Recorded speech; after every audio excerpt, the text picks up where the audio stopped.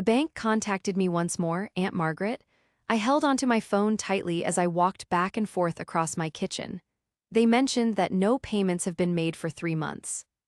That's not what you told me just a week ago. Oh, honey, try not to fret so much. You know what banks are like, they always blow things out of proportion. My aunt's nonchalant voice caused my stomach to tighten. I'll take care of it next week after I complete that large catering job. I'm Emily, and at 29 years old, I was seeing my immaculate credit rating fall apart simply because I had made the error of putting my trust in family. 8 months back, my Aunt Margaret had entered my life suddenly with aspirations of launching a bakery, complete with Pinterest boards and guarantees of becoming the next major success in our little town. "You're the only one who truly gets business, Emily," she had declared over coffee that day, laying out her detailed blueprints. "The banks simply don't grasp the concept. But you do, right? You've always been the brightest person in the family." Now, as I stood in my kitchen, encircled by overdue bills, those words seemed less like flattery and more like deliberate coercion. I stated, "That catering event was canceled weeks ago. I heard it from the client personally when I saw him at the supermarket. Why are you being dishonest with me?" The pause on the other end went on for a fraction longer than it should have. "Well, there are more jobs on the way, and also, didn't you mention you received a bonus from your job? Perhaps you could assist me just this one time." "Nope," I could feel my voice trembling. "That's not the actual definition of co-signing, Aunt Margaret. You assured me you would take care of the loan repayments. You presented a detailed proposal to me. You guaranteed you would be a person of responsibility." "I'm certainly taking responsibility. Do you have any idea how challenging it is to manage a company? Naturally, there will be some challenges arise at some point. I assume someone with your background as a CPA would get that." I went to my workspace and opened up the banking app online, which she reluctantly allowed me to access. The information in front of me chilled me to the bone. "Are those charges to Louis Vuitton related to those so-called bumps in the road, Aunt Margaret? Or what about that 3-day retreat at the spa? I'm currently reviewing the transaction history of the company account, and the amount of personal expenses is incredibly high." Those were occasions for building connections. You have to invest money if you want to earn more of it, Emily. Honestly, you're sometimes so close-minded concerning finances, considering how intelligent you are. I just looked at the monitor, at the seemingly endless list of expenses that had absolutely nothing to do with operating a bakery. All this happened at the same time that I was beginning to receive increasingly frantic calls from the bank due to late loan payments. The indicators were there from the start, if I had only permitted myself to recognize them. When Aunt Margaret first came to me with her concept for a bakery, she crafted a picture-perfect narrative. She claimed that she had already secured the ideal location. She even talked about recipes she inherited from our grandma. She had even enrolled in a few business courses at the local community college. The thing she conveniently left out was that 3 other financial institutions had already rejected her loan application. Also, she conveniently failed to mention that her business courses were essentially a single weekend workshop. Furthermore, her past entrepreneurial endeavors, such as the jewelry-making business, her time as a life coach, and her essential oils craze, had each culminated in a pile of debt and dashed hopes. But I really wanted to have faith in her. During my childhood, Aunt Margaret was always the exciting and adventurous one. She was constantly brimming with thrilling concepts and aspirations. In contrast to my mother, who emphasized being practical and careful planning, Aunt Margaret advocated for pursuing your true passions. She'd given me props for choosing to become an accountant, which was in stark opposition to my mother, who was concerned that the profession wasn't exciting enough for me. "Just take a look at these projections," she had said, showing me spreadsheets that I now understand were incredibly unrealistic. "We have the potential to become the leading business in the area, and with your financial expertise supporting me, it's impossible for us to fail." I decided to call up those initial forecasts now, comparing them against what actually happened. The bakery was rapidly losing money. Online commentary from patrons cited irregular operating times and uncompleted purchases. Meanwhile, Aunt Margaret's social media presence showcased her dining at high-end establishments, going on shopping sprees, and treating herself to spa treatments, all of which was being funded through the business's accounts. I felt my cell phone vibrate, signaling a text from my cousin Sarah. "You wouldn't believe what Mom is saying about me. Apparently, I pushed her into getting that loan, that I was the one who made her get me to cosign because I wanted to be in charge of her bakery, according to her. I almost couldn't believe what I was reading. Me? Strong-arm her? I couldn't help but think back to how she came over to my place like 3 times in a single week, all those tearful calls about her dreams going up in smoke, how she'd said I was the only one who could help her. I got another message from Sarah. She is really milking the victim card for all it's worth, claiming that now I'm threatening her, acting like some heartless corporate type instead of a family member. It felt like I'd been physically punched in the gut, that's how much it hurt. It wasn't just the fact that she was lying or that she had misused the money. It was the way she was intentionally warping the truth. What I realized was that Aunt Margaret was trying to ruin what people thought of me in order to get herself out of the fire. I glanced around my office space, at the meticulous way I kept things in order. Every single thing, from my color-coded paperwork to my neatly organized desk, to the carefully thought-out goals I had set for myself, was now at risk because of my aunt's lies and complete lack of control. I dedicated that entire night to gathering proof, compiling copies of all the emails where Aunt Margaret had practically been on her knees begging me to cosign, every single assurance she'd given me about being responsible with the money, every single notice from the bank about payments she had missed.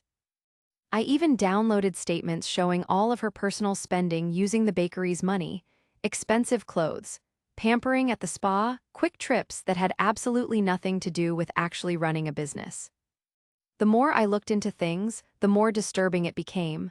Apparently, she hadn't been paying the suppliers either. Businesses in town had stopped shipping supplies to her due to bounced payments. The bakery's lease was overdue by 2 months' worth of payments.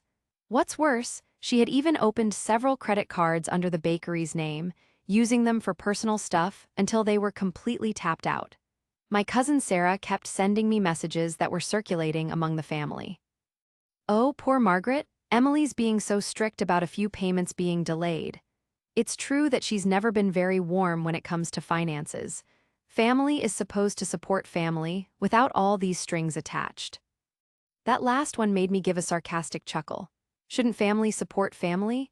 Isn't that precisely what I had been doing? I had risked my own financial stability to support Aunt Margaret's ambitions. How did she thank me for it? My phone buzzed, and this time it was my mother calling. She began with, "Sweetheart Emily, perhaps you could try being a little more compassionate. Your aunt's always been the artistic type, you know.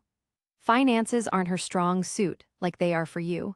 She's certainly capable enough with finances to conceal her personal purchases alongside the bakery's legitimate expenses," I responded, "and also to understand precisely how to portray herself as the injured party when she's discovered in the act." "She claims you've been threatening her with legal action," Mom relayed. I responded, "I haven't mentioned attorneys just yet, but it might be time I did." The silence I heard in response was deafening. She questioned my seriousness. "Emily, you wouldn't actually do that, would you? She's family." "Yes, she is, which is precisely what makes this act of deception feel even more deeply personal." After I ended the call, I turned on my computer and started to investigate the legal implications of business loans and fraud. The more I learned, the more apparent things became. This had gone far beyond simply not paying her bills. Aunt Margaret's actions were against the law. She was taking funds from her business loans for her own use, deceiving those she owed money to, and might even have been engaging in credit card scams. I had dedicated my entire professional life to cultivating an image of honesty and sound financial decisions. I wasn't going to allow her to ruin that. I wouldn't stand for her dishonesty, or her controlling behavior, or that flimsy reason she always gave about being creatively driven. As I wrote an email to an attorney my company frequently collaborated with, my hands trembled. This was going to drastically alter things. It would affect my connection with Aunt Margaret, the way the rest of my relatives viewed me, and that comforting story we'd all told ourselves about her having the spirit of an entrepreneur. But examining the increasing amount of proof of her dishonesty, I realized I had no alternative. Occasionally, shielding yourself means you end up being seen as the villain in someone else's narrative. The discussion with the legal expert validated the dreadful thoughts I was already having. It turned out that not only was I responsible for paying back the loan, but Aunt Margaret's inappropriate handling of company money could bring about possible legal prosecution. The attorney went over the choices I had, and none of them were appealing. The initial step is to send a certified letter, she clarified. Within it, we will specify her misdirection of the resources and provide a 30-day period for her to commence paying them back. Should she choose not to, it would then be possible to proceed with a lawsuit and alert the police regarding the credit card-related violations. Will that keep me from being responsible for the loan? It might offer some degree of protection. If we can demonstrate that she knowingly deceived you and improperly handled the money, we could potentially have your name taken off the loan agreement. Although it's going to be a tough fight, and a noisy one. Right on schedule, my phone alerted me to yet another family message. My Aunt Margaret had put up a lengthy post on social media concerning disloyalty and relatives who value money more than their connections with people. She never mentioned my name, but it was obvious to everyone who she was talking about. I sent the post along to my attorney. Let's include libel to our growing list of charges. Later that day, I dropped by the bakery unexpectedly. According to the shops nearby, the "Out to Lunch" sign had been hanging in the window for the last 3 days. Peering through the glass, I could make out floors that hadn't been swept and display cases completely bare. Right by the entrance, there was an untouched stack of letters and packages.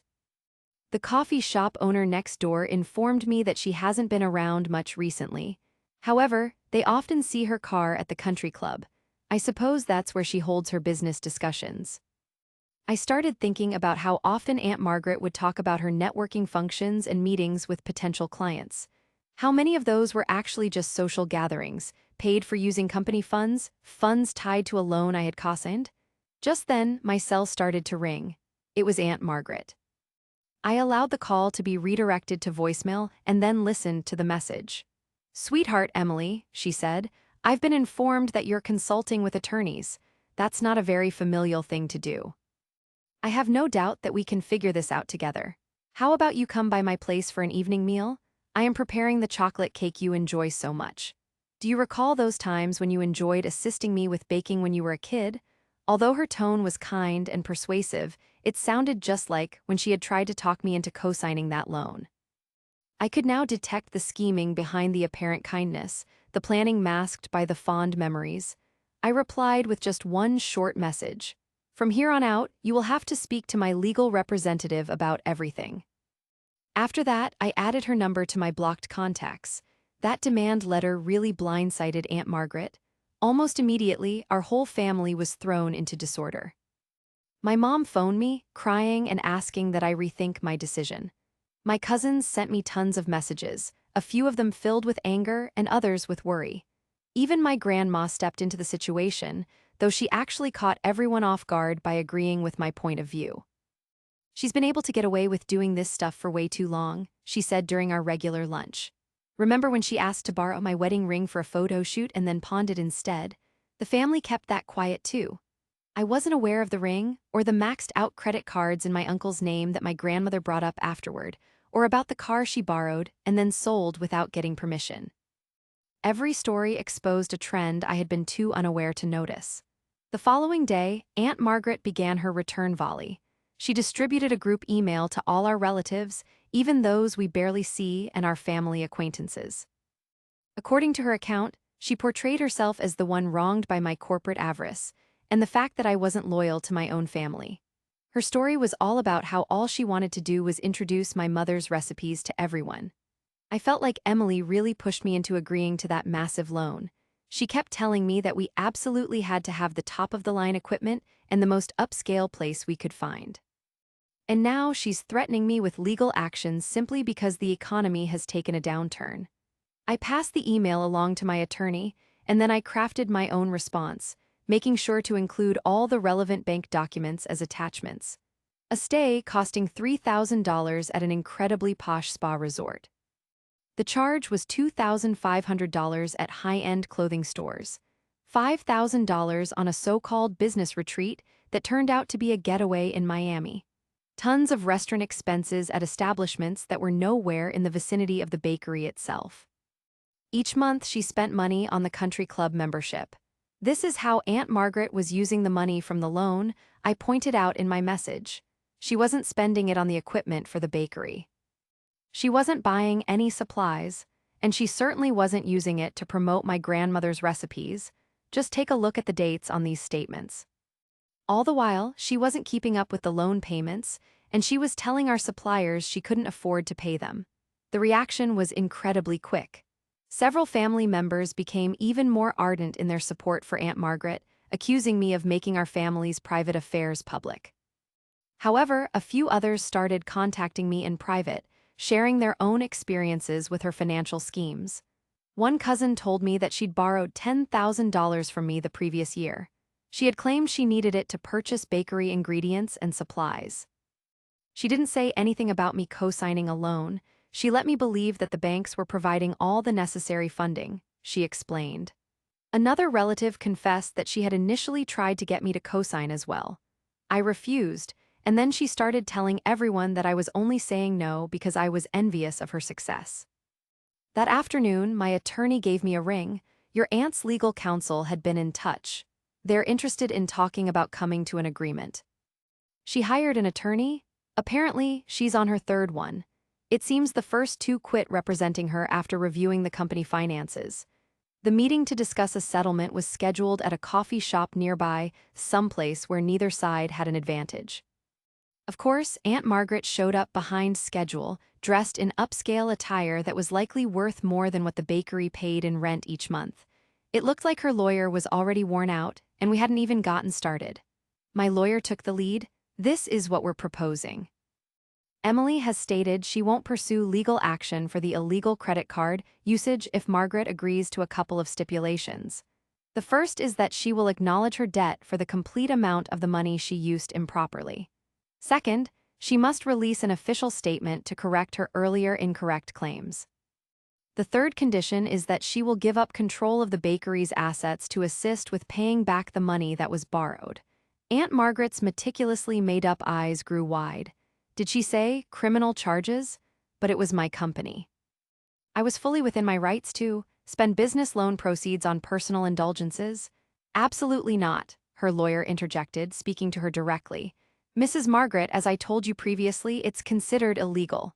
But Emily was okay with assisting me, she knew I needed. I concurred to sign my name on a business loan, I chimed in. Not to provide you funds for shopping or getting spa treatments. Her expression changed, and she started to cry like she always does. I had witnessed this act many times at holiday dinners whenever the payments were due or any time she needed something.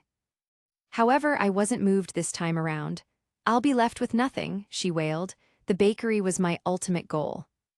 The bakery was just your cover, I retorted. Your real goal was blowing through cash you couldn't afford, and I refused to keep funding that.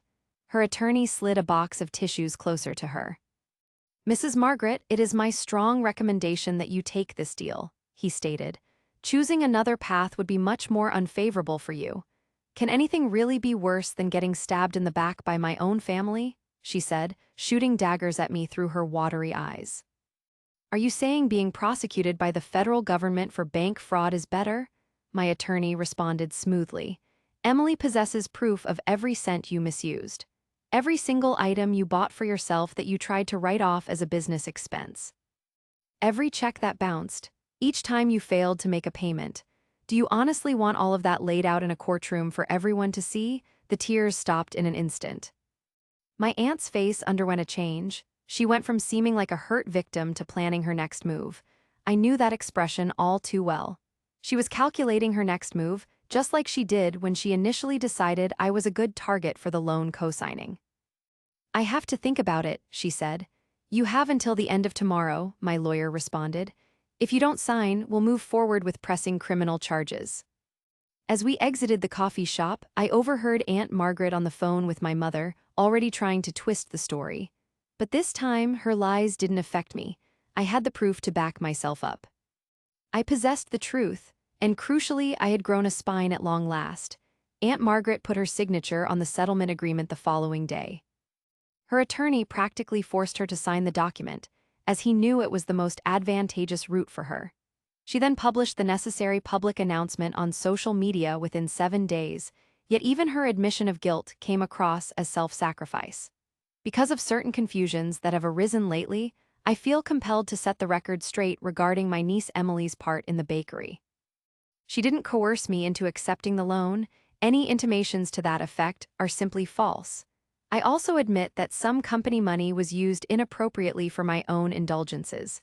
The family's response was divided right down the middle. Following the revelation of additional tales of her financial maneuvering, some family members finally understood her true nature. A few members decided to put their faith in her revised account, namely, that she was acting heroically by claiming responsibility and that she was giving herself up to safeguard familial harmony. My mom had the toughest time with all of this. She kept trying to discover some compromise, even though it was impossible. "Was there no way you could have kept it under wraps more?" she questioned during our regular lunch. "The entire town is buzzing with gossip." "Mom, everybody was already gossiping about it. It's all thanks to Aunt Margaret, who circulated misinformation about me, but she's still your aunt, you know. Plus, she is suffering so much right now. She's had to discontinue her membership at the country club." I grabbed my phone and showed her Aunt Margaret's most recent credit card bill, which she tried to keep hidden from sight. "Check out these bills, Mom." Meanwhile, she was letting loan payments slide, which messed up my credit. And at the same time, she went around telling everyone I had pushed her into financial ruin. My mom went over the document, and you could see her heart sink as she read through all the spending. I was completely unaware of the severity of it. Nobody really knew. That's just her usual game. She depends on family sticking together to keep her secrets safe. Some of the money from selling off the bakery helped pay off a bit of what was owed. It wasn't a huge amount, though. A lot of the equipment we used was actually rented, and many of the companies we bought our ingredients from had already taken back what they'd provided. Still, it helped a little. For a long time to come, Aunt Margaret will be making payments to me, and I've got a legal agreement with her that will keep her on track. The toughest thing was dealing with all the people she had on her side. These were relatives and family friends who wouldn't stop trying to make me feel bad for supposedly ruining Aunt Margaret's big plans. They didn't care about the lies or the misuse of the funds. All they could see was that I, her niece, had betrayed her. But then others started to open up and tell me what they'd been through. My cousin Tom told me that Aunt Margaret had borrowed the money he was supposed to inherit. She told him she would make it twice as big with these investments, but that never happened. My uncle told me that while they were married, she had secretly opened credit cards using his personal information. Even my grandma admitted that there were more pieces of jewelry missing than just her wedding ring. My grandma told me I was the only one who had really stood up to her the way someone should. I was the first to actually make her deal with the repercussions. Not long after that, my lawyer got in touch with news about how she'd be paying everything back. She mentioned that your aunt had attempted to bargain for smaller payments each month. According to her, she said she simply couldn't manage the payment we had originally agreed on. If I had to guess, was she decked out in fancy clothes and holding a brand new purse? You bet. We put a stop to that pretty quickly, so no worries there. Because of the confession of judgment, we have the right to take her possessions if she misses payments. Half a year later, a young couple who actually had a clue about running a business had taken over the bakery's location. As a nice gesture, they decided to keep some of Grandma's recipes on their menu, even though they kindly refused when Aunt Margaret tried to weasel her way in as some kind of advisor. The family relationships had changed forever. There were fewer people at holiday get-togethers now, with everyone clearly separated into those who agreed with what I did and those who were still on Aunt Margaret's side. My mom finally gave up trying to fix things between us when she found out Aunt Margaret had been hitting up her friends for cash, even using my mom's name to get it. She told them that I'd be the one to guarantee the loans, my mom said, completely stunned. If you hadn't revealed the kind of person she really is, I probably would have felt like I had to pay those debts for her. The payments arrived consistently, though not exactly smoothly. Each month, my Aunt Margaret put on a performance, acting as if sending the money was a huge burden, and she posted vague updates on social media regarding her sacrifices and familial duties. But the reality seemed different when I saw her fancy clothes and expensive car. It was clear she had discovered alternative ways of supporting her lifestyle. My cousin Sarah would fill me in on what Aunt Margaret was up to. She had started a business as a life coach, focusing on rich women going through divorces and promising them they'd be financially independent and great entrepreneurs. It was almost too absurd. Should we give these women a heads up? Sarah wondered. They can easily search for her online, I responded. The articles detailing the bakery scam are still available to read. If they decide not to look into things themselves, that's their problem. My own life had gotten much better, surprisingly enough. Without the pressure of having to compensate for Aunt Margaret's poor handling of money, I was doing much better at work. I became a partner at the accounting firm where I worked, focusing on stopping fraud. I'd even use what happened to me as an example to my clients from time to time. Just because you're related to someone doesn't mean they can be trusted, I'd explain to them. It can sometimes cause us to miss obvious signs we wouldn't tolerate from people we don't know. The network of friends and family gradually reconstructed itself based on new principles. Those folks who had been indulging Aunt Margaret's antics for so long suddenly discovered they weren't invited to gatherings anymore, because those groups were fed up with being asked for money and investment possibilities. At the same time, I found myself becoming closer to those family members who valued being truthful and acting responsibly. My grandmother threw a little get-together to acknowledge my job advancement. Looking at the faces around the dinner table, at the relatives who had been there for me, I had a major realization. The idea of family standing by each other shouldn't mean sacrificing yourself in the process. Genuine family encourages improvement and good decision-making, rather than constantly enabling harmful actions. I wish I would have been as brave as you are all those years ago, my grandmother said as she held my hand. Just imagine how much suffering we could have prevented if someone had confronted Margaret earlier. About a year after things were settled, I got a surprise package. What was inside was an old, leather-covered book, the one with all my grandmother's original recipes, the one that had disappeared from the bakery. An unsigned note said it was saved before Aunt Margaret tried to sell it. Those recipes reminded me of baking with her when I was a kid, before I understood things like manipulation and financial dishonesty. I'm talking about way back when Aunt Margaret was just that fun, artistic aunt who would let me lick the spoons and wasn't too concerned about measuring things perfectly. My mother phoned me that night with some information. Aunt Margaret was relocating to the other side of the country. Even though the details were vague, she had come across a fantastic chance out in California. The family's response really spoke volumes. Instead of the standard enthusiasm for what she was doing next, everyone just seemed quietly relieved. My mom confessed that she had asked to use some money for the relocation. It was a first for me, but I actually declined. It felt odd, yet rewarding somehow. I traced the words of my grandma's recipes with my fingers, contemplating what we inherit and what we leave behind. My Aunt Margaret had always said she wanted to keep our family's baking alive, but in my opinion, real respect isn't about huge displays and someone else's money. It has more to do with integrity, accountability, and honesty. That notebook now resides on my kitchen's shelving unit. Occasionally, I'll bake something from it, being precise with my measurements, sticking to the instructions as they're written. I find it really gratifying to do things correctly, even if it isn't as showy as my Aunt Margaret's aspirations. It serves as a constant nudge that things like trust, good standing, and family relationships must be developed organically, not purchased with someone else's cash and empty assurances. That year during the holidays, our scaled-down family celebration seemed more genuine compared to the elaborate celebrations of the past. Using grandmother's recipe book, my mother prepared cookies, weighing out each ingredient precisely. A small shift, but important nonetheless, away from my Aunt Margaret's free-spirited approach to directions. News made its way from California through the family network. My Aunt Margaret had already started and then given up on a couple of new business ideas, but her social media still featured shopping trips and fancy hotels. Even though they knew better, certain family members were still sending her cash.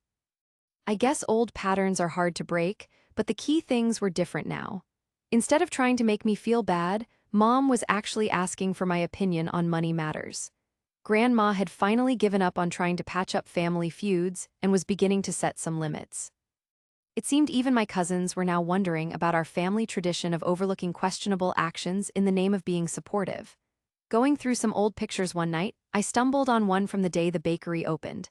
Aunt Margaret grinning at the camera, and me standing next to her, both of us so optimistic about what the bakery could turn into.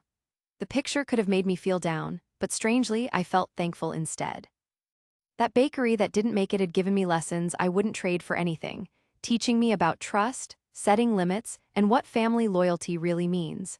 Sometimes the most caring action for a family member is to make them take responsibility for their actions. Real strength in relationships sometimes comes not from unquestioning support, but from real talks.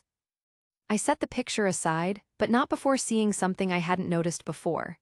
Even back then, on the very first day, Aunt Margaret had on a designer watch that was way beyond her means. People don't always grow and change, but that doesn't mean we have to keep letting them do whatever they want.